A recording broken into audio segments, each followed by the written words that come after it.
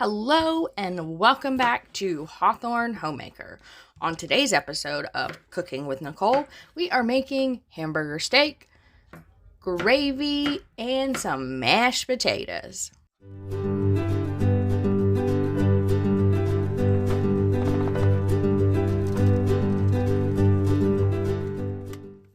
Okay, I'm a little hyper from all of the coffee I have drank this morning before filming this voiceover, but you know what? It's okay because I am a hyper person. Anyways, I have peeled and washed my potatoes. I am just chopping them up here. I do not take all of the skin off. I do take a majority of the skin off for my mashed potatoes, but the skin has a lot of good nutrients and things in there, so I do tend to keep at least some of the skins on. I also really like yellow potatoes. They are one of my favorites, and I don't know, I read somewhere that they had a few more minerals or something. I don't know. It's the internet, so who knows if it's actually true or not. Also, I am not a professional chef. I really stink at cutting things, but the more I practice, the better I get. So, you know what? It's okay. I'm sure that you don't chop well either, you know? Or maybe you're a trained chef and you just chop to high heaven. Anyway, I am chopping up my potatoes. I like to chop them into smaller pieces, and then I boil them in water to make my mashed potatoes. Super simple and super easy. Also, super delicious.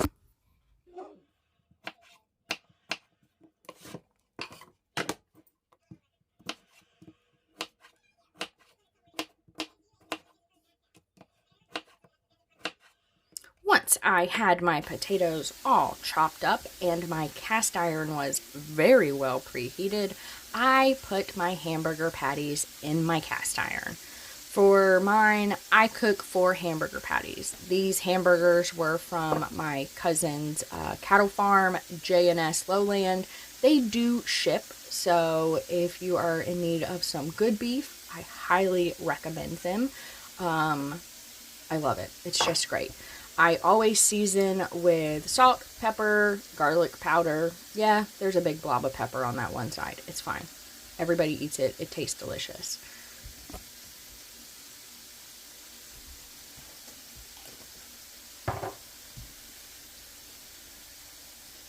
Once I had seasoned up my hamburger steak on the other side so I wouldn't forget to do it before I flipped it, I put my potatoes on to cook.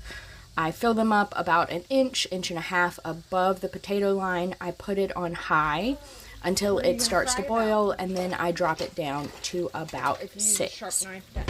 Once my burger patties were a little bit brown on one side, I do flip them and then let them cook on that side.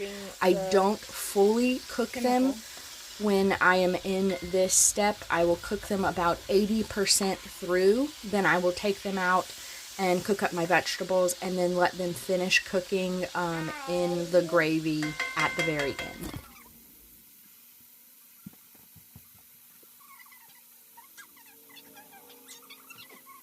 While my potatoes and hamburger are cooking, I chop up my onion.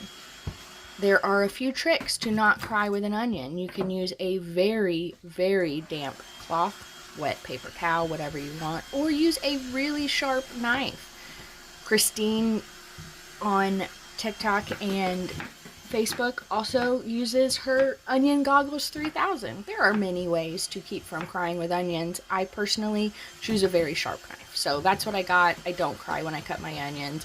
Maybe it's because I'm a psychopath. I don't know. But it works well, and it works well for me. I do not dice them up very small. Instead, I just cut them in semi-medium sized chunks here. Again, not a professional chef. Don't cut things for a living. I enjoy cooking. That's about all that I've got. So I will get better eventually. You can look up there and see. Again, once my burgers are done about 80% through, I will pull them out of the grease, let them rest for a little bit while I cook up my onions and my mushrooms. Yes, I put my onions and my mushrooms right into the grease that those burgers just came out of. I would oil my pan anyways, so it just makes everything have a little bit more flavor, and it's delicious. Don't spray grease everywhere when you're trying to make sure your onions are broke apart. I did. Don't do that. But anyway, so I will put those in there. I break up the onions just a little bit, and then I will add in my mushrooms. I had some mushrooms left over that I got from the market the other day that I had already cut up. Those were in a little Ziploc baggie, and then I also had gotten some shiitake mushrooms from Food Lion. I do love shiitake mushrooms, and Food Lion has some pre-cut ones, so I did add those in as well. At this point, I do not add any extra seasoning because I had salt, pepper, and garlic in the burger, and so there's a little bit of seasoning there already.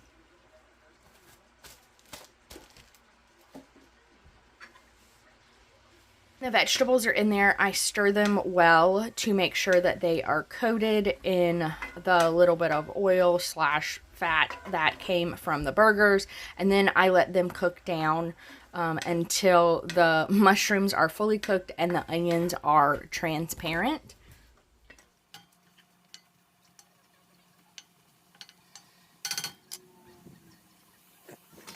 I know I said this before, but once my potatoes start boiling, I will turn the temperature down to somewhere between 6 and 7, and then let them slow cook for the entirety of me making the rest of my meal. The slower and lower they cook, the softer the potato is, the easier it is to mash.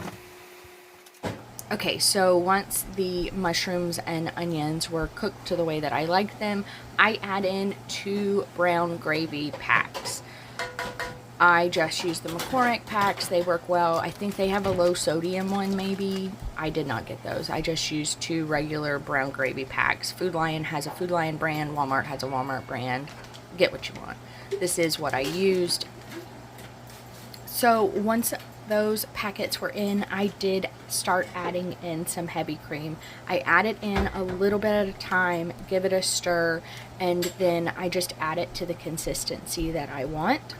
Make sure when you're using heavy cream, you shake it up well. This is actually a heavy cream that I got from the market a few days ago.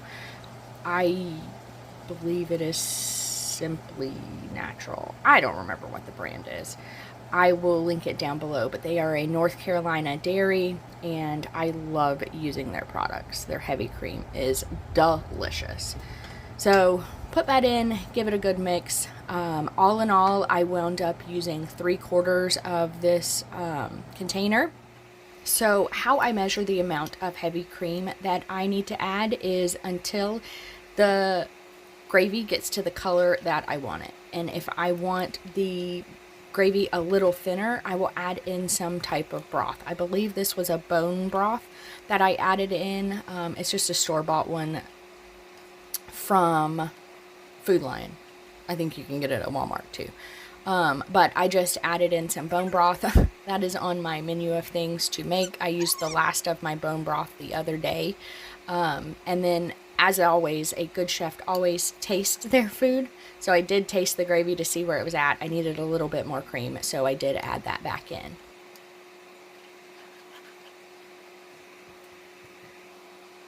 So this is where I will use the final stages of cooking for the hamburger patties. I put them back in, make sure that the gravy and vegetables are covering over the top, and then turn the temperature as low as it will go. I probably let this sit here on low for another 10 to 15 minutes, and the hamburger patties come out so delicious. I also let the potatoes continue to cook for that time as well. Once the potatoes are done cooking, I pour out 95% of the liquid and leave just a little bit of the water at the very bottom. And then I put in a half a stick of butter. And I'm not gonna lie, to mash my potatoes, I just use my meat chopper that I have For my meat, because the potatoes are so soft at this point, it is super easy to just mash the potatoes, and I want to make sure that I mash that butter in there with them. So before I start mashing anything, I add in those butter chunks so that it can melt and mash right along with them. I don't always get it super like a thin non-chunky mashed potato. I don't mind if there's a few chunks in there, but I do like the consistency and how easy it is to mash when I do it this way.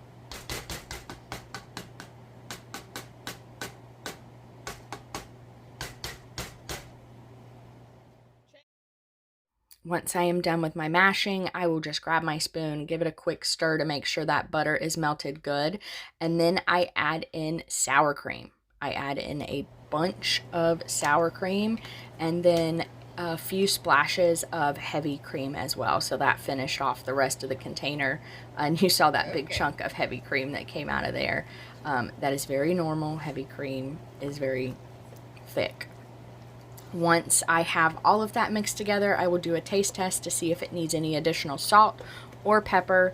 And then we are basically ready to plate from here. There are some dishes that I actually do a cheesy mashed potato, so I'll shred up some fresh cheese and add that in. I did not do this for this particular batch, but I think my son did wind up adding in some cheese to one of his plates of mashed potatoes. All right, everything is done and ready to plate up. I start by putting a big old dollop of mashed potatoes right in the middle of the plate, kind of flattening it out just a little bit because I'm gonna slap that hamburger steak right in the middle. Put your patty right in the middle and then make sure you add extra gravy and extra vegetables right on top. I promise you, this is so delicious. Man, does that look good. Well, this has been Cooking with Nicole and Hawthorne Homemaker. See y'all later.